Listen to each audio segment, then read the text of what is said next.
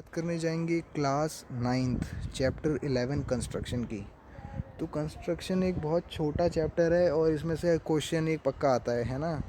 तो उस क्वेश्चन को करने के लिए हम इस चैप्टर को पढ़ने जाएंगे। तो सबसे पहले एनसीईआरटी कवर करते हैं और इसके एग्जाम्पल जो दे रखे हैं वो देखते हैं पहले। ठीक है, तो इस चैप्टर में शुरुआत कहाँ से करेंगे हम? डायरेक्ट यहाँ पे ज़्यादा समझने का है नहीं, तो कंस्ट्रक्शन 11.1 से देखते हैं। ठीक है, to construct the bisector of a given angle.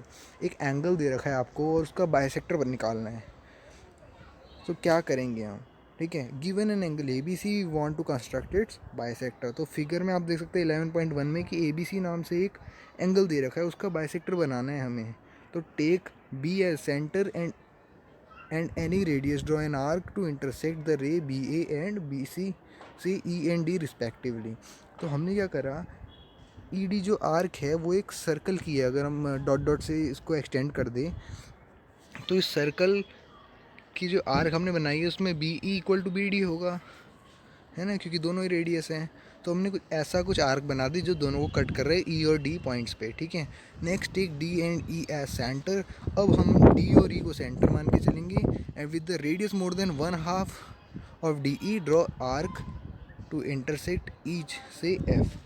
ठीक है, मान लिया कि हम जैसे हम परपेंडिकुलर बाइसेक्टर बनाते हैं ना, क्या करते हैं, हाफ से ज़्यादा लेते हैं, कंपास को खोलते हैं और फिर कट लगाते हैं। तो वही हमने यहाँ पे करा है कि ई और डी से हमने आर्क बना दी एफ पॉइंट पे, उसको स्ट्रेट कर दिया।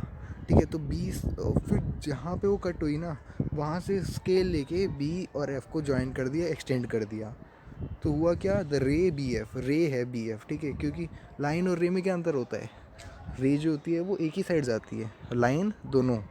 तो ये रे है, this ray B F is required bisector of the angle A B C. तो ए बी सी का ये रिक्वायर्ड बाइसेक्टर है। Now let us see how this method give this required bisector. ठीक है, अब मेन बात आती है यहाँ पे, समझते हैं ऐसा क्यों होता है कि हम एकदम सही चीज़ कैसे ले आए। तो ज्वाइन कर देंगे for the understanding point of view D F और ई एफ को। ठीक है, ज्वाइन कर दिया in triangle B E F. B E F में देखेंगे और बी डी एफ में देखेंगे, ये दोनों ट्राइंगल्स में देखेंगे तो बी ई बराबर है बी डी के radius of the same arc, और ई एफ डी एफ के बराबर है, ये भी तो आर्क हैं of equal radii. B F और डी एफ बराबर हैं क्योंकि ये दोनों क्या है, क्या नाम है इसका, ई एफ और डी एफ बराबर हैं, ये आर्क ऑफ इक्वल रेडियाई है। ठीक है, इक्वल रेडियाई के आर्क हैं। और जैसे B F equal to B F, ये कॉमन हो गया। आर्क ऑफ इक्वल रेडियाई मतलब क्या है, आर्क हैं ये दोनों। ठीक है, और रेडियाई दोनों का बराबर है। देखो, अगर हम डी एफ को ले लें और जैसे डी ई डी जो है वो इस तरह से बना है, कॉनकेव शेप में है ना, कॉनकेव शेप में बना है जब बी से देखा जाए तो।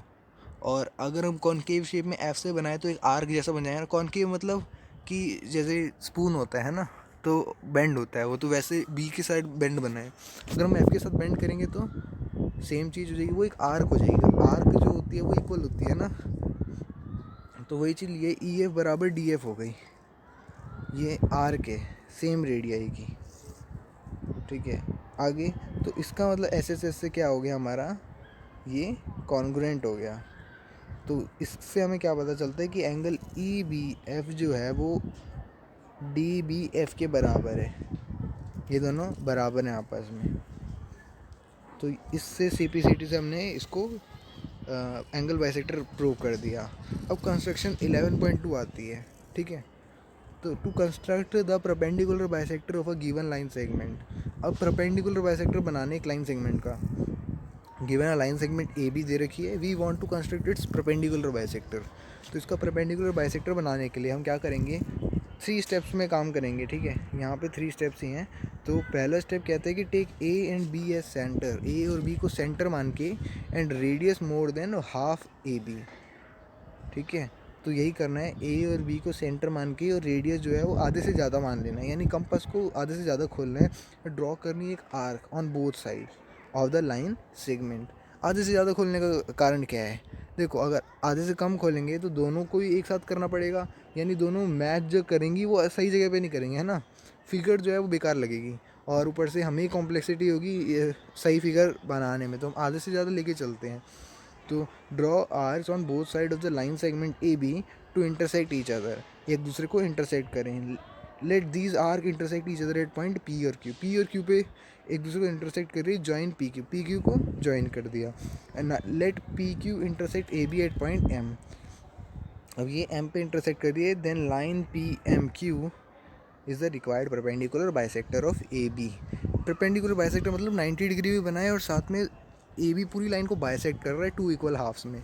तो हमने क्या करा, फॉर प्रूविंग ए जस्टिफिकेशन के लिए जॉइन ए बी को हमने जॉइन कर दिया to P and Q to form A P A Q और B P and P Q.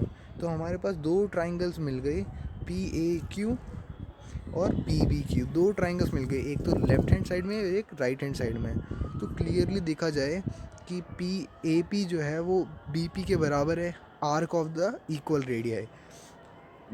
ये आर्क है ना इक्वल रेडियाई की, रेडियाई सेम है, और ये तो ए पी और पी बी क्या है आपस में बराबर है, तो arc of the equal radii. और ए क्यू और बी क्यू जो है वो arc of the equal radii same. Radii कौन सा है, एम क्यू है नीचे वाले में, ऊपर वाले में पी एम था, और पी क्यू कॉमन आ गया। तो इससे हमारे पास क्या हुआ, एंगल ए और बी को हमने इक्वल प्रूव कर दिया। ठीक है, ट्राइंगल्स को हमने इक्वल प्रूव कर दिया, और एंगल ए पी एम जो है वो एंगल बी पी एम के बराबर आ गया, बी पी एम के, है ना, सी पी सी टी से जो ऊपर पी वाला एंगल है। तो now in triangles P M A, अब छोटे वाले ट्राइंगल्स में बात करेंगे तो हमारे को पता है कि पी एम तो कॉमन हो गया, है ना, और प्रूव हमने एंगल पी को पी से बराबर करके कर दिया था, और एंगल और ए पी बराबर है बी पी के। ठीक है, क्योंकि पहले भी आर्क ऑफ इक्वल रेडियाई थे, है ना। तो इससे हमने सी पी सी टी से क्या प्रूव कर दिया, सैस लगा दिया, साइड एंगल साइड वाला रूल। तो ए एम बराबर आ गया बी एम के, ठीक है, छोटे वाले ट्राइंगल्स में। और angle P M A equal to angle P M B, अब ये दोनों एंगल इक्वल हो गए, और दोनों का सम क्या है, लीनियर पेयर से 180 है, इसका मतलब दोनों के दोनों 90 है। Therefore P M Q is perpendicular bisector of A B का परपेंडिकुलर बाइसेक्टर है पी एम क्यू। ठीक है, ये था ये वाला पार्ट, होप आपको समझ में आया होगा। अब कंस्ट्रक्शन 11.3 पे चलते हैं। देखो कंस्ट्रक्शन ही है इसमें ज़्यादातर, to construct an angle of 60 degree at the initial point of a given ray. देख, इनिशियल पॉइंट पे 60 डिग्री का एंगल बनाना है, तो क्या करेंगे, let us take a ray A B नाम की रे ले लिया हमने। फिगर 1 देखो, फिगर 11.3 का पहला पार्ट, ए बी नाम की रे ले ली विद इनिशियल पॉइंट ए। उसका इनिशियल पॉइंट क्या ले लिया, ए ले लिया। We want to construct a ray A C such that angle, अब ऐसी रे बनानी है हमें जिसमें ए बी के साथ 60 डिग्री का एंगल बनाए। तो एक तरीका तो इसका क्या है कि take A as centre and some radius, A को सेंटर ले लिया और कुछ रेडियस ले लिया। ठीक है, कितना भी ले सकते हैं, सुविधा के लिए कम ही छोटा ही लेंगे, वरना फिगर जो है काफ़ी बड़ी दिखेगी, है ना। Which intersect A B at point D, A B को डी पॉइंट पे कट कर रही है। Taking D as centre and with the same radius as before, draw an arc intersecting the previous drawn arc से at a point E. तो हमने क्या करा, डी को सेंटर मान लिया इस बार। ठीक है, पहले हमने ए को सेंटर मान के आर्क खींची थी, अब सेम रेडियस मानना है। ध्यान देना, कंपास नहीं हिलना चाहिए, जितना कंपास बनाया है उतना ही डी पे रख के हम एक और आर्क बनाएंगे। Draw an arc intersecting the previous drawn arc. ठीक है, से द पॉइंट ई, अब वो ई पॉइंट पे कट करा। अब ड्रॉ अ रे ए सी रे बना देंगे जो ई से पास कर रही है। Then angle C A B is the required angle of 60 degree, तो ये एंगल 60 डिग्री का हो जाएगा। ठीक है, now let us see how this method give us the right angle required angle of 60। तो देखते हैं कि ये 60 कैसे बन गया। तो साफ पता चल रहा है कि इक्विलेटरल ट्राइंगल से बना है, तो फिर भी देख लेते हैं एक बार। ज्वाइन करा, जब जैसे ही डी ई को ज्वाइन करा हमने, देन एंगल ए ई बराबर हो जाएंगे ए डी बराबर हो जाएगा ई डी के बाय कंस्ट्रक्शन ही हमने ऐसे कर रखी है कि देखो ए ई और ए डी तो बराबर थे रेडियस ऑफ सेम सर्कल के, और हमने उतना ही रेडियस लेके ई डी भी बना दिया, है ना। तो सारे ही साइड बराबर हैं, यानी एक इक्विलेटरल ट्राइंगल है। Therefore, angle AED is an equilateral triangle and angle EAD which is the same as angle CAB. तो सारे ही एंगल 60 है तो एंगल EAD भी 60 डिग्री होगा। ठीक है, तो ये एक्सरसाइज रहती है 11.1, इसको करके देखना।